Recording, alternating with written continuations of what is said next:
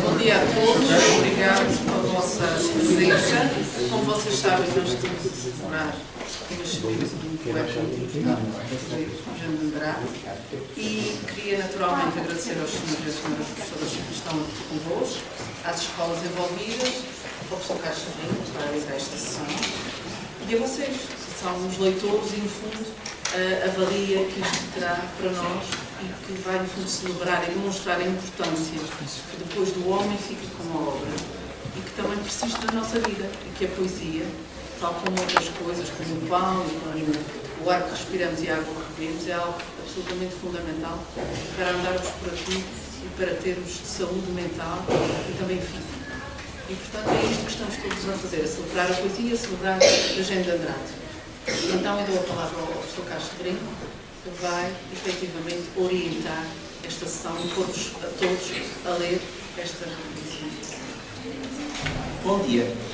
Terceiro ano da Infantil aqui, oitavo, portanto, as turmas A dali do Liceu. Eu sou professor do Liceu também, lá estou um bocadinho, há 5 aninhos. O objetivo desta sessão foi, aliás, homenagear o Eugênio de Andrade no seu 95º aniversário. Faria hoje 95 anos. Na verdade, isto é uma mentira, porque o Eugênio de Andrade não nasce a 19 de janeiro de 1923. Quem nasce a 19 de janeiro de 1923 é um senhor chamado José Fontinhas. Eu não digo. Fontinhas. O Eugênio de Andrade só vai surgir cerca de 20 anos depois, vai ser o pseudónimo deste senhor, que nasce numa aldeia chamada Póvoa da Atalaia, que pertence ao Fundão, à Beira Baixa, que por a mãe, por ser uma senhora do campo, trabalhadora do campo, e o pai já ser um senhor com mais posses, não vai ser inicialmente perfilhado, por exemplo, não vai ser reconhecido pelo pai.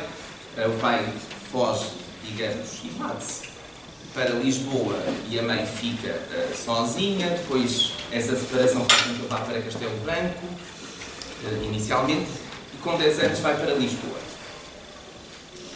Vou confirmar as minhas notas, porque só que a pessoa tem que ter notas, não? Exatamente. Com 10 anos vai para Lisboa. O que é que esta separação provoca? Imagina sentirem-se ou serem separados. Vocês vão ficar mais afeiçoados inicialmente à pessoa com quem ficam, com quem se relacionam. E essa relação que o Eugênio de Andrade vai ter, o José Fontinhas vai ter com a mãe, vai ser uma relação muito forte. Uma vez um jornalista perguntou-lhe numa entrevista se ele não tinha saudades do pai. E ele disse, não. Eu tive a minha mãe, era a pessoa mais importante que eu tinha na vida, foi a pessoa que mais me influenciou, foi a pessoa que me deu todo o amor de que eu precisava, portanto não tive saudades do pai. Por causa disso, não só, mas também há um poema muito importante na obra dele, que se chama Poema à Mãe, e que o Tiago Monjardim vai fazer o favor de ler. Também, ao contrário de alguns dos poemas de Eugênio de Andrade, é um poema muito extenso, um poema longo. A maioria de vocês, daqueles que vão ler, têm poemas curtinhos. Estão curtinhos, com alguns deles memorizaram, coisa que eu, prioradamente, agradeço. Há alguém que tenha um poema que considere longo, sem ser o Tiago? Não? Portanto, é tudo razoável. O poema do Tiago tem 38 versos. Era um verso para cada um de vocês e sobrava meia dúzia. Não sobrava, faltavam meia dúzia deles. É um poema que está dividido em 3 estrofes e, ao contrário daquilo que normalmente acontece com quem escreve poesia, vocês acham que se escreve poesia como?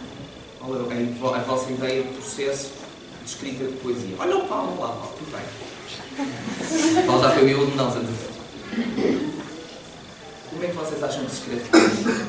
Há assim uma musa inspiradora, há assim uma vozinha que vem dizer o ouvido e nós... e está um poema feito. Será? Não será? A visão romântica tinha uma ideia desta. Havia um poema que era dado pelos dedos, um verso que era dado pelos dedos, e o resto, a partir daí, seria necessário trabalhar.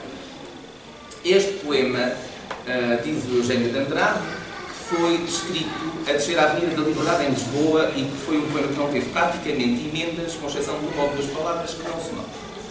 Porque, de contrário, o método de escrita do Eugênio de Andrade, porque todos os escritores, sejam poetas ou não, têm um método de escrita, era diferente. Era de descrever versos, 20, 30, se pudesse ser, e depois ficar com um verso. depois trabalhar incessantemente nesse verso. E com esse verso fazer um poema de 5 versos, 6 versos. Não há uma palavra a mais nos poemas de Eugênio de Andrade. As coisas estão todas muito contadinhas. As palavras que lá estão são todas para estar e têm todas a intenção de estar. São todas importantes. É uma ideia importante para ficar. Tiago, faz-me um favor. Poema, mãe. Do mais fundo de ti, eu sei que traí-me. Tudo porque já não sou um menino adormecido no fundo dos teus olhos. Tudo porque ignoras que há leitos onde o frio não se demora, noites rumorosas de águas matinais. Por isso, às vezes, as palavras que te digo são duras, mãe, e nosso amor é infeliz. Tudo porque pedi as rosas brancas que apertavas junto ao coração no retrato da moldura. Se soubesses como ainda umas rosas, talvez não enchesse as horas de pesadelos. Mas tu esqueceste muita coisa.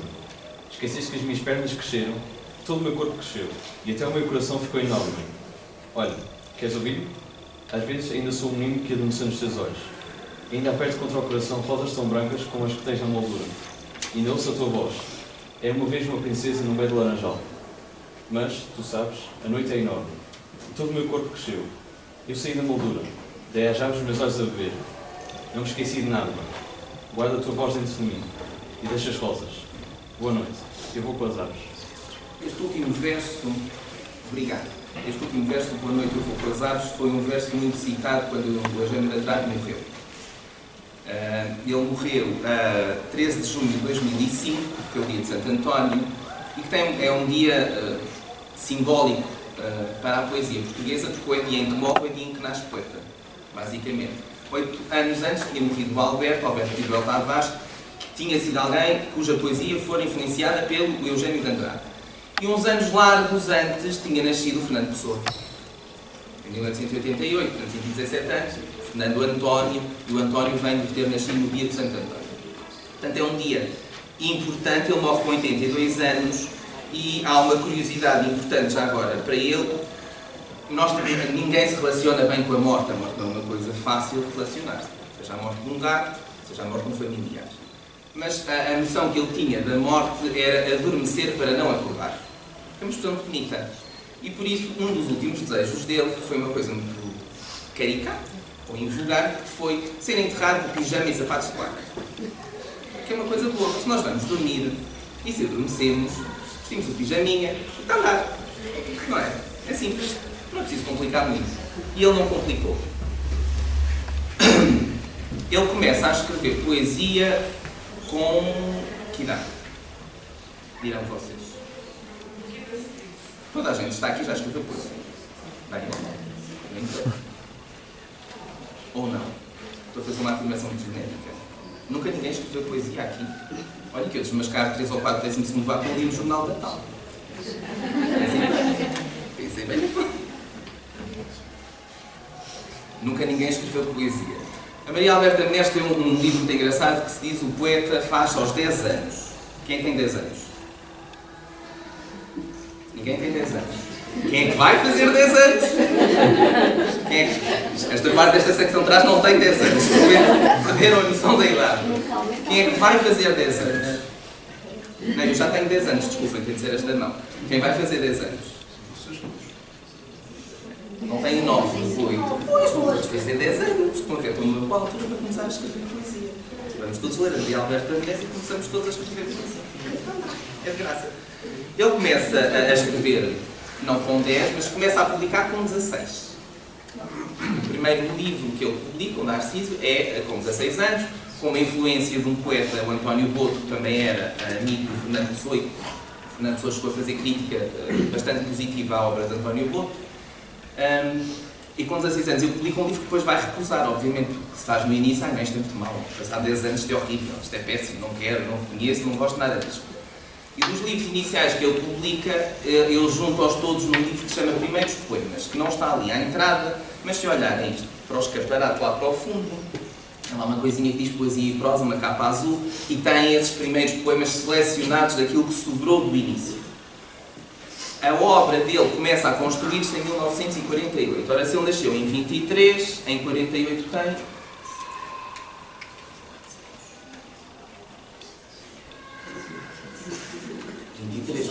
25 é pá, obrigado. Nem imagina, já estava aqui aflito que não ia conseguir fazer a conta. Com 25 anos, é o primeiro livro que ele assume como seu e como grande livro, que se chama As Mãos e os Frutos, em 1948. É um livro tão bom, e é um livro que tem um impacto em público tão grande, que há dois grandes senhores, com as respectivas referências para a literatura, que fazem uma recensão extremamente positiva. Um deles daqui da Terceira. Que seria quem? Da Beira Vitória. O Vitorino Inésio. O Vitorino Inésio, que já era professor da Faculdade de Letras da Universidade de Lisboa, faz uma recensão muito positiva em que diz que temos uma nova linguagem poética, temos um novo poeta. Isto é alguém que ainda vai dar a falar. E a outra voz, igualmente positiva na crítica que faz, é o professor Jorge de Sá também. As Mãos e os Frutos marcam o início da carreira literária. Não será consagrado, porque se é um início, nunca se consagra uma carreira pelo início, como imaginam, mas marca o início da carreira literária de Eugênio de Andrade. E é uns poucos anos antes em que o Eugênio de Andrade passa a assinar Eugênio de Andrade e abandona o José Fontinhas. E, portanto, José Fontinhas vai ser o senhor que vai andar a trabalhar como funcionário público todos os dias da semana até se reformar, porque ele trabalhava, não escrevia poesia e o dinheiro aparecia. Portanto, ele trabalhava, tinha uma função, era inspetor da saúde. Aliás, a função é um bocadinho mais estranha e eu nunca consigo dizer, ele é funcionário dos serviços médico-sociais. Inspetor da saúde nos dias que correm. Nesse percurso de inspetor da saúde, ele vai para Coimbra, Lisboa vai para Coimbra, de Coimbra é transferido para o Porto e fica cerca de 55 anos no Porto. Portanto, a maior parte da vida dele é vivida no Porto. A Fundação Eugênio de Andrade, já extinta, existiu no Porto. E a obra dele tem uma associação bastante forte com o Porto também. Alguém que escreveu durante tanto tempo, obviamente, publicou muitos livros. Alguém quer sugerir um número total? Um quase. Quase. Podem ir às dezenas, que funciona bem.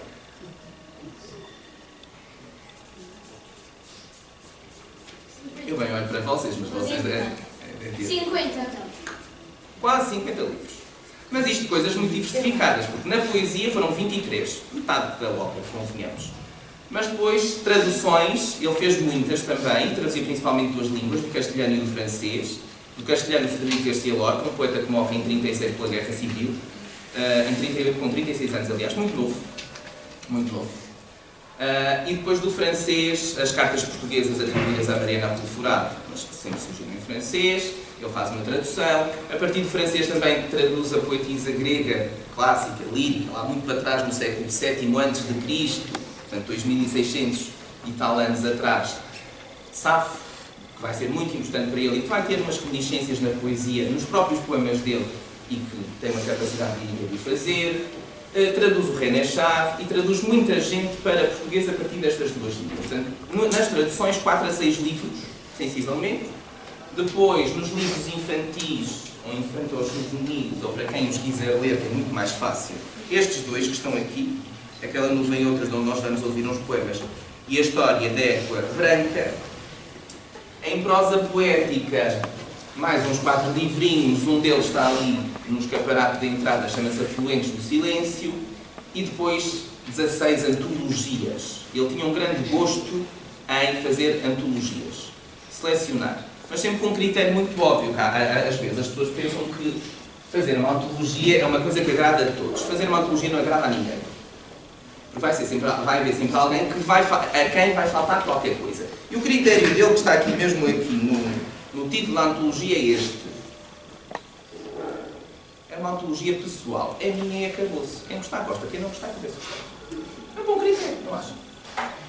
Recomendo essa leitura a toda a gente que está para cima. Vocês vão lá chegar, não se preocupem que ela não vai desaparecer. Prémios que ele recebeu: Prémio Dom Dinis, Grande Prémio de Poesia da Associação Portuguesa de Escritores e principalmente em 2001 o Prémio Camões. O Prémio Camões, como sabem, é o principal prémio atribuído a escritores de língua portuguesa. E receber o Prémio Camões é o Prémio Nobel Português.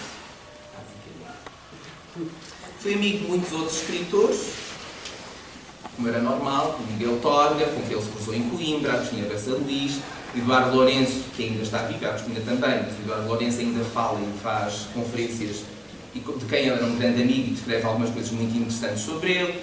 Influencia poetas muito novos, o Alberto já tinha dito, o João Miguel Fernandes Jorge, o Manuel Magalhães, o Tolentino Mendonça, gente que vocês vão ouvir falar daqui a uns anos. Claro que vocês que estão no 12º vão deixar de ouvir falar, a não ser que vejam as crónicas, ou no caso do Tolentino Mendonça, leiam o que ele escreve no Expresso.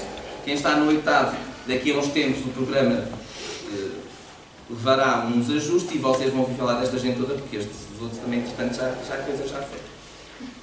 Na vossa perspectiva, qual é a imagem que tem de um poeta? Nenhuma.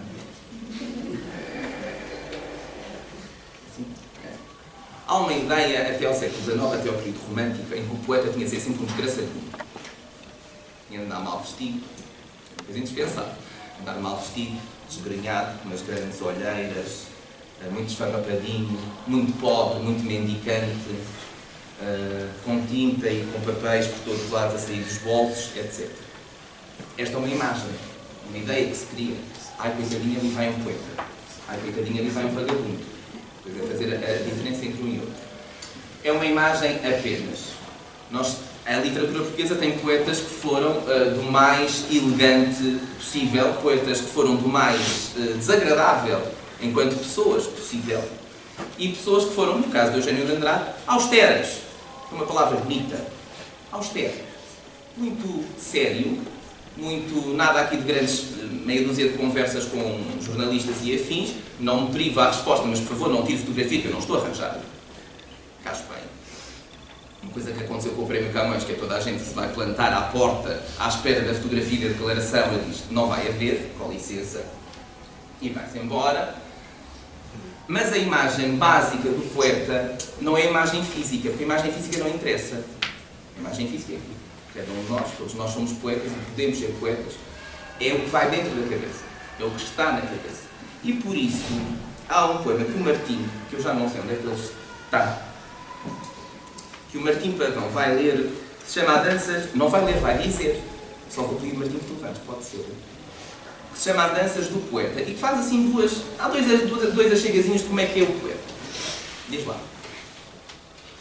A Danças do Poeta, pelo céu cor de violeta, Clint vai o poeta, pôs uma camisa branca e sapatos amarelos. As calças derradinhas são da feira de Barcelos. Pelo céu vai o poeta, sobe bicicleta. Uma camisa branca, uns sapatinhos amarelos. Obrigado. Boa. Os sapatinhos amarelos são assim uma coisa estranha, não é? Pelo céu vai o poeta, sobe bicicleta. Essa é a parte que interessa. O que é que o poeta faz diferente dos outros? E tu consegues ir ali para o céu de bicicleta? Mas o poeta consegue. Essa é a parte gira da coisa. O poeta vai para onde quer, seja de bicicleta ou o transporte que vocês quiserem. Mas o céu... não. Coisa mais simples. Só com isto. Só com isto. Ele vai para onde ele quer, mas só com isto. Não é preciso mais. E por isso é que ser poeta implica, acima de tudo, um outro título que é... Quem é? Bem, é um grupo. É a Bianca, a Luana, a Mariana, a Matilde e a Simone. Bianca, Luana, onde está? Onde ficaram os 5 juntas que chegam? Assim estavam para espalhar. Podem olhar para os meninos. Se tiverem muita vergonha, olham para a parede. O problema é... Faz-te conta que sou abelha. Eu serei a flor mais bela. Faz-te conta que sou carne. Eu serei somente orvalho. Faz-te conta que sou podre. Eu serei sombra em agosto. Faz-te conta que sou choro. Eu serei pássaro louco, pássaro voando, e voando sobre ti, vezes sem conta. Faz-te conta, faz-te conta. Vamos a ver, é isso que o poeta faz. O poeta faz de conta. Aliás, todos os escritores têm de fazer de conta. Diz que o romance nasce daquilo que nós já experienciámos ou daquilo que nós conhecemos. A Cristina Vassilins dizia sempre isso. Nós só conseguimos escrever daquilo que conhecemos. Mas o poeta, e todos, temos de fazer de conta. E o poeta, para fazer de contas, precisa de uma coisa primordial, que eu estou para aqui, esta verborreia, que não me cala, não é? Se estivesse calado, isto colocava muito mais. Precisa de palavras. E as palavras são um tema bastante tratado pela poesia de Eugênio de Andrade. Refletir sobre as palavras. Nós muitas das vezes usamos as palavras e não lhe damos grande valor, já estamos tão habituados às mesmas. Isto é sempre a andar. fala, sempre a mesma coisa, não é? Mas as palavras têm muito valor, têm muito sentido, o sentido das palavras, os vários sentidos das palavras, o som das palavras. Isso é uma coisa que às vezes nos passa ao lado. Nós já estamos tão familiarizados com o que é que fazemos coisas tão básicas ou tão desastradas. Contar as palavras, está tudo bem, está. Não é? Cortamos ali metade, mandamos uma sílaba à vida. Já ninguém diz está é bonito, está tudo bem. Nesse sentido, e nessa importância da relação com as palavras, com a musicalidade, com o ritmo, com aquilo que ele chama, à poesia, a voz escrita. Parece uma coisa estranha, não é? Voz escrita, a voz para que é que está escrita? Parece um paradoxo. Não é. Não é. É a ideia de que eu, quando estou a ler um poema, é como se eu estivesse a falar. Aliás, a poesia só faz sentido, já para os gregos só fazia sentido, que são eles que também estão na base de... Só faz sentido quando se lê, quando se diz. Por isso é que nós estamos a dizer, seja de cor ou seja a ler, a poesia. Porque ler poesia, ler no sentido de ler caladinho, com a boquinha fechada e só com os olhinhos, não é a intenção da poesia. Como a intenção de um texto de teatro também não é nós lermos, é representar o texto. Vermos as personagens a ganhar a ação, os gestos, a voz, a colocação, a posição em palco, tudo isso. E a poesia só quando se ouve é que faz sentido. O Ricardo Feitoria, do 8º A, que está alguns aqui, obrigado Ricardo, vai ler um poema que se chama As Palavras, exatamente por causa disso, porque são importantes. Obrigado. São como um cristal as palavras, algumas um punhal incêndio, outras orvalho apenas. Secretas vêm cheias de memória, inseguras navegam, barcos ou beijos as águas estremecem. Desamparadas, inocentes, leves, tecidas são de luz e sol à noite. Mesmo pálidas, verdes paraísos lembram ainda. Quem as escuta, quem as recolhe, sim, cruéis, desfeitas, nas suas conchas puras. Tão bonito. Leves. A leveza é uma coisa muito importante na poesia do Eugênio de Andrade. Tentar a leveza, tentar a simplicidade. Nas coisas simples é onde está a perfeição. Mas esta relação não é uma coisa fácil. Nunca pensem que escrever e usar as palavras é uma coisa simples. Não é. É difícil e dá trabalho. A Catarina faz-me o favor de ler um poema que se chama Agora as Palavras, em que há essa luta entre o sujeito poético, que eu agora vou dizer poema para os cronistas, para não estar aqui a confundir coisas, entre porque é que eu estou a escrever isto já não é como era, porque é que é difícil. Obedecem-me agora muito menos as palavras. A propósito de nada resmungam, não fazem caso do que lhes digo. Não respeitam a minha idade. Provavelmente fartaram-se da rédea. Não me perdoam a mão rigorosa. A indiferença pelo fogo desse vício. Eu gosto delas, nunca tive outra paixão. E elas, durante muitos anos, também gostaram de mim. Dançavam à minha volta, quando as encontrava. Com elas faziam limpo, sustentavam os meus dias. Mas agora estão ariscas, escapam-se por entre as mãos. Arreganham-me os dentes se tento retê-las. Ou será que já são procuras mais inacreditáveis? Escapam-me. Já não são... já fogem de mim. E isso faz com que não seja fácil. Não é fácil. Para que é que nós usamos as palavras? Para representar o real. Para representar aquilo que está à nossa volta, para representar a mesa, o copo, o relógio, a cadeira. Tudo isto são palavras, nada de inconveniente. E essa realidade, esse contato com a realidade, existe também na poesia de Eugênio de Andrade. Nós vamos ouvir 3 poemas, espaçadamente, mas vamos ouvir os 3 poemas, que é o Pastor, a Rapariga Descalça e a Canção da Leonoreta. Ora, por elementos, coisas muito simples, um pastor vai buscar uma ovelha, é a função dele.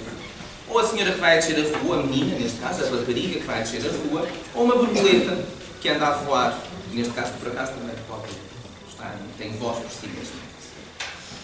São tudo coisas que estão, o pastor se calhar menos, mas mesmo assim não será o pior, à distância, próximos de nós. São tudo coisas muito próximas. O pastor, o Bernardo e o Vítor vão fazer a gentileza, e depois o João Costa, do 12º, lerá a Rapariga Descalça. Façam favor. Pastor Pastorinho, onde vais sozinho? Vou àquela serra buscar uma ovelha. Por que vais sozinho, Pastor Pastorinho? Não tem ninguém que me queira bem. Não tens um amigo? Deixa-me ir contigo. Mas não é uma coisa tão normal. Ah, vais sozinho? Posso ir contigo? Mas é ou não é comigo? Rapariga descalça pelo João Costa, se faz favor. Onde está o João? Está bem. Chove, uma rapariga desta rua. Os seus pés descalços são formosos e leves. O corpo alto parte dali e nunca se desprende. A chuva em abril tem o sabor do sol. Cada gota recente canta na folhagem. O dia é um jogo inocente de luzes, de crianças ou beijos, de fragatas. Uma gaivota passa nos meus olhos e a rapariga os seus formosos pés. Canta, corre, voa, é brisa, ao ver o mar tão próximo e tão branco. Uma rapariga desta rua e a rapariga, os seus formosos pés, canta, corre, voa, é brisa. Isto é muito bonito, desculpa. Isto é... Canção da Leonoreta para a Maria e para o João. Maria e João. Esse papel.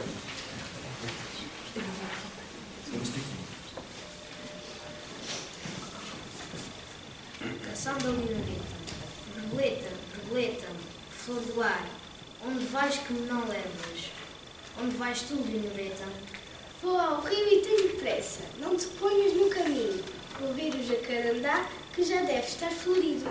Leonoreta, Leonoreta, que me não levas contigo. Estamos todos? Não. Sou eu aqui agora. Está bem. É bom sinal. Acho que não sei. Além de usar as palavras para o real e para o concreto, que usamos sempre, e que é normal, a natureza entra com muita facilidade nos poemas. Quer nós queiramos, quer não. A natureza, os 4 elementos, o fogo, o ar, o rio, são, a natureza já ia a caminho de... São situações em que, inevitavelmente, entram pelos poemas adentro, fazem parte de... E essa situação de fazer parte de vai embocar numa outra coisa, que é o corpo. O corpo, o nosso corpo, os nossos sentidos, os nossos 5 sentidos, ou o 6º ainda, servem para nós aprendermos o mundo que nos rodeia. E é através dos sentidos, é através do nosso corpo que nós experienciamos aquilo que nos rodeia. Os meus meninos estão aqui à frente a mexer os pezinhos, estão neste momento nessa questão, a experienciar o movimento. Aqueles que estão com as mãozinhas muito apertadinhas estão igualmente a experienciar alguma coisa. Se, acreditando eu que não estou dentro do vosso pensamento, que me estão a ouvir, pela audição também estão a experimentar alguma coisa, nem que seja uma grande seca. Portanto, alguma coisa há de sair daqui, não há de ser tudo. O corpo é muito importante para o gênero de entrada. Não só o corpo real, o meu corpo, mas o corpo do outro e a relação que se tem. E nesse sentido, há alguns poemas que têm efetivamente um erotismo maravilhoso. Maravilhoso. A Teresa Matos, do 8º A, vai ler um poema que se chama Coração Habitado, que nasce e que faz referência a apontamentos do corpo. Apontamentos do corpo, basicamente isso. Força. Aqui estão as mãos, são os mais belos sinais da terra. Os anjos nascem aqui, frescos, matinais, quase de orvalho, coração leve e povoado. Ponho nelas a minha boca, respiro o sangue, o seu rumor branco. O que é só escolher, abandonadas nas minhas, as pequenas mãos do mundo. Alguns pensam que são as mãos de Deus. Eu sei que são as mãos do homem. Tramos barcaças onde a água, a tristeza e as 4 estações penetram, indiferentemente. Não lhes toquem, são amor e bondade, mas ainda cheiram a Mato Silva. São o primeiro homem, a primeira mulher, e amanhece. As mãos, a boca, o rumor branco, a terra, não é? O primeiro homem, a primeira mulher. E é engraçado que o poema acaba a dizer e amanhece.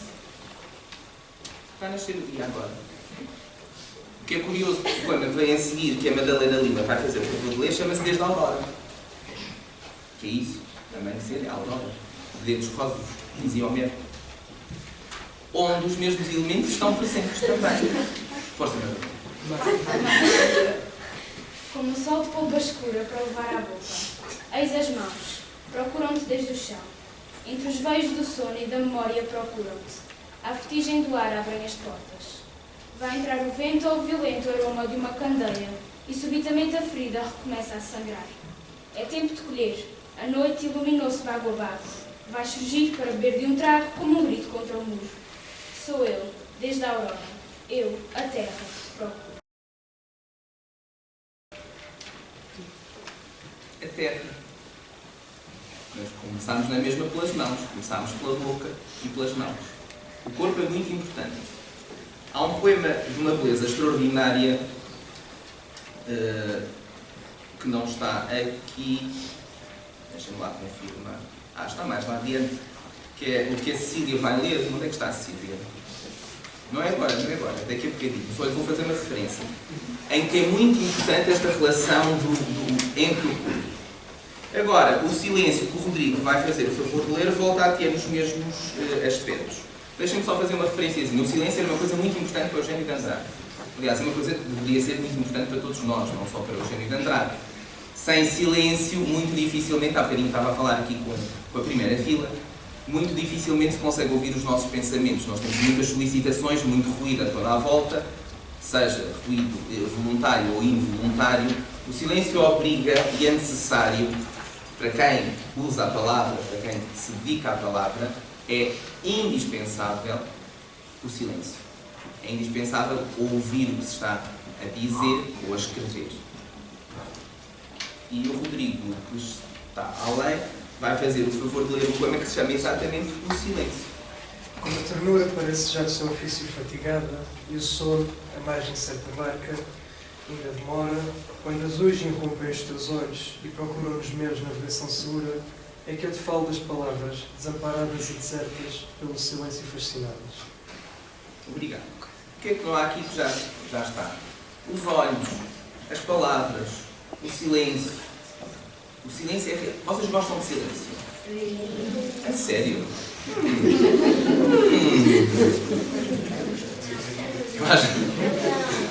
Não. Gostam de barulho quando? Se quiserem dormir e tiver barulhos, não vai correr bem. Vocês dormem com barulho na mesma. É sério? O Vitor dorme com barulho na mesma. Os estimados 12º. Silêncio, barulho, quando? Para estudar. Silêncio ou barulho? Vamos aos meninos aqui de trás agora. Tem que ter algum tempo. O que é que os meninos preferem? Manifestem-se. Abram a boca. Tiram palavras. São muito silenciosos. São todos silenciosos, nota-se. E o 8º ano? Dormir. Há pessoas que só conseguem estudar com saúde. Há pessoas que só conseguem estudar com música de fundo, com barulho de fundo. E há outras pessoas que até o barulho do relógio, do tic-tac, incomoda. Nós não somos todos iguais, isso é tão bom não sermos todos iguais. É uma maravilha, aliás. Extraordinário. O silêncio é, se calhar, aquilo que perpassa pela vida toda e por tudo. Inevitavelmente, há outra coisa que está em tudo e que eu estou sempre a olhar, não sei se repararam que eu pus o relógio aqui, e estou sempre a olhar para ele, que é o tempo. O tempo é imensurável, que é uma palavra que eu gosto muito. É breve, não consegue andar para trás.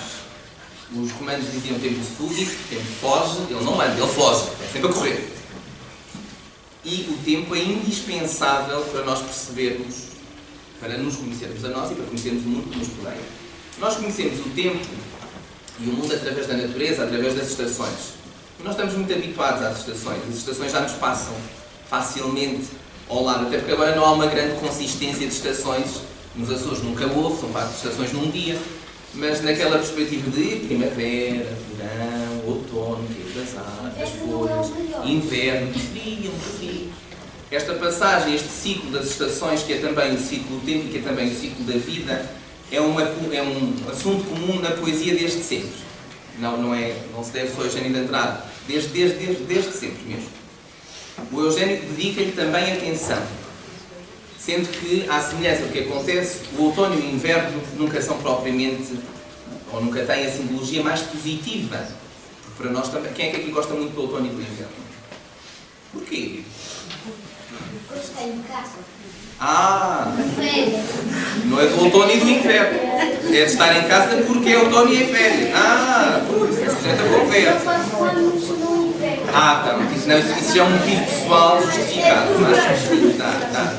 Primeiro 12. Agora fiquei com a foto. E as meninas?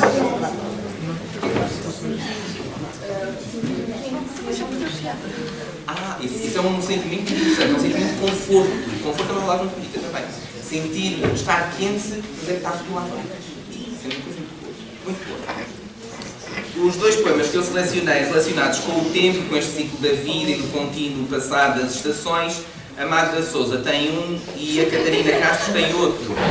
O da Magda Sousa chama-se Soneto Menor à Chegada do Verão. Portanto, depois da primavera vem o verão, portanto, não será uma coisa particularmente, se calhar, triste, relacionada com o envelhecimento, com a velhice, com a perda, com a morte. Onde é que está a Magda?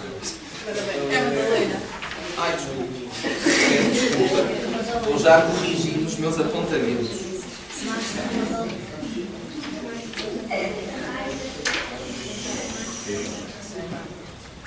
Eis como o verão chega de súbito, com os seus podres fogos, seus dentes mudos, seus múltiplos, longos corredores de cal, as paredes nuas a luz metal, seu dardo mais puro cravado na terra, cobras que despertam no silêncio duro. Eis como o verão entra no poema. Foi simples, não foi? Vamos ouvir outra vez, é melhor.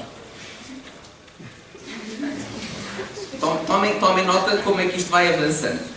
Eis como o verão chega de súbito e depois a conclusão. É muito simples. Força lá. Eis como o verão chega de súbito, com seus podres fogos, seus dentes miúdos, seus múltiplos, longos corredores de cal, as paredes nuas a luz de metal, seu dardo mais puro cravado na terra, cobras que despertam no silêncio duro. Eis como o verão entra no poema. Nós temos basicamente uma descrição de uma série de coisas para depois concluir. Eis como o verão entra no poema. Que essa é a parte interessante, é que os poemas fazem-se coisas. Mal que eu disse, já tinha dito. A despedida da Catarina é a Catarina Castro, não troquei o nome. Não? Está bem, obrigado. A despedida que a Catarina Castro vai ler também está relacionada com as estações. Junho chegaram ao fim, a magoada luz dos jantarandares, que me pousavam nos ombros. Era agora o que eu tinha para repartir contigo. E um coração desventurado, só aos gatos servia a dormir. Junho chegar ao fim, aquilo que eu tinha era um coração desmantelado.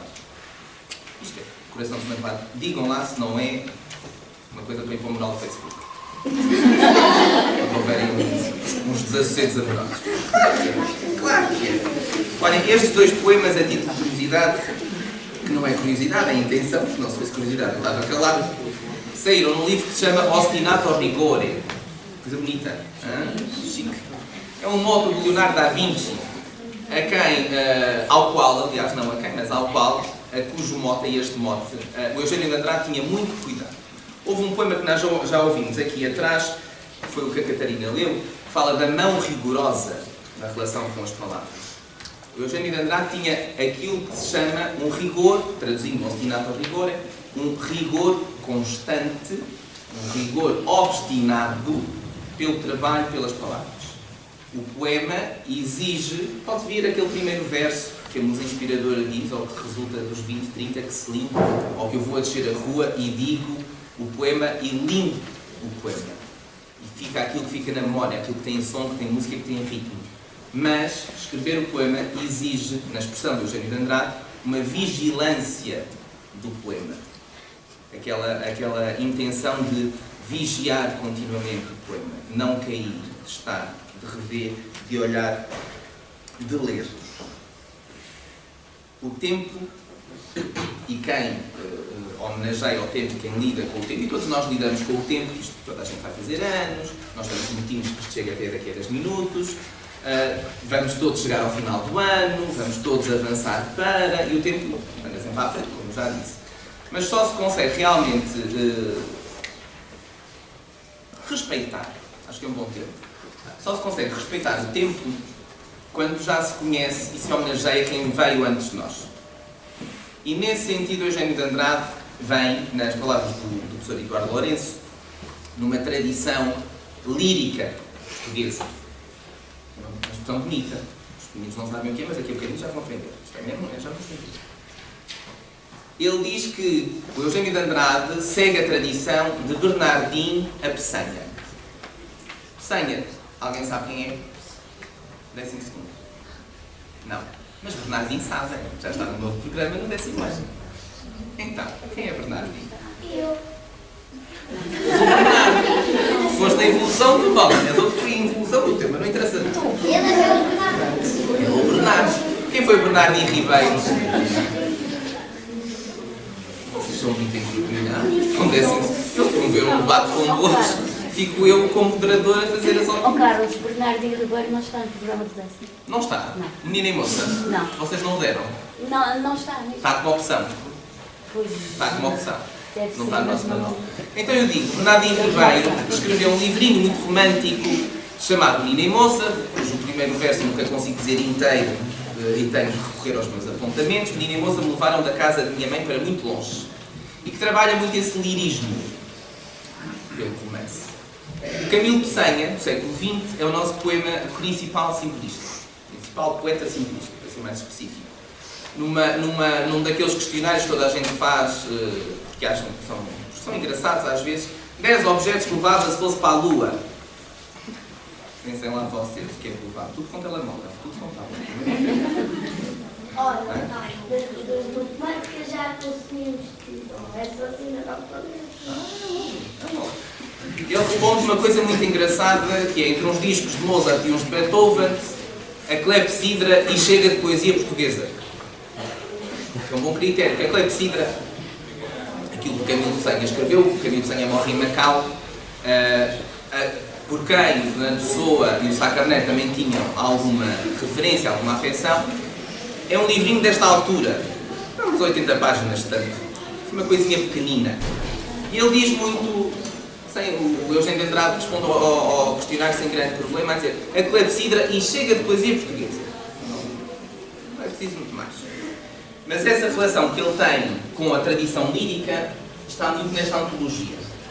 Porque ele começa a antologia com a lírica trovadoresca, com o Nuno Fernandes Torniolo, com o Pedro Miogo, com o Aires Nunes, e depois vem até alguns contemporâneos dele, mas poucos, e principalmente aqueles por quem ele tinha efetivamente afeição ou respeito, e a mesma antologia pessoal por causa disso. Nessa relação com quem veio antes e com a lírica que está antes, a lírica trovadoresca, tem um poema dele que é Ouro sobre Azul, que é o Canção, da Francisca, que a Francisca vai fazer o favor de ler. É um poema que é herdeiro completo da lírica trovadoresca. Tinha um cravo no meu balcão. Veio um rapaz e pediu: mãe, dou-lhe ou não? Sentada, bordava um lenço de mão. Veio um rapaz e pediu: mãe, dou-lhe ou não? Dei o cravo e dei o lenço, só não dei o coração. Mas se o rapaz me pedir: mãe, dou-lhe ou não? Não. Agora as pessoas terminadas dizem não. Mas qual que é agora? Não, senhor. Não é? Foi o cravo, foi o lenço, mas o coração. Mas se o rapaz me pedir. A coitadinha da menina morreu.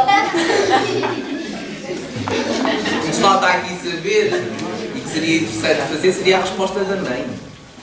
Não. É que a mãe responde. Não quero dizer isso.